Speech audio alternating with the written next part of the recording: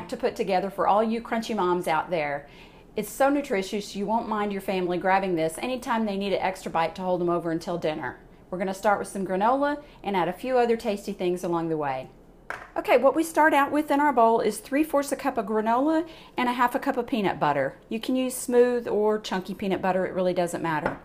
Then I'm going to add 1/3 of a cup of dried cranberries and 1/4 cup of white chocolate chips. The tough part is mixing all this together.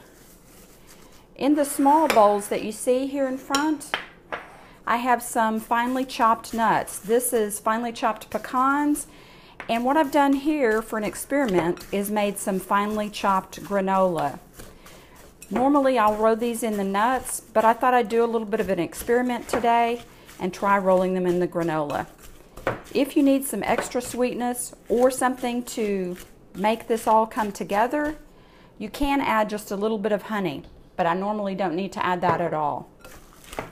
Once you stir this around with your spoon for just a little bit, you're going to have to get in there with your hands and start forming your granola bites. I've got a bowl of warm water here just to kind of assist a little bit. And now I'm going to take a spoon.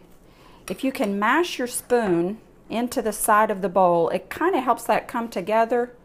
And these really don't firm up till you get them in the refrigerator anyway, so don't worry about how messy they kind of are at the beginning. You've got about a tablespoon here, and you're just kind of pressing them together. No kidding, it's a messy, messy thing. Your kids are going to love making these with you.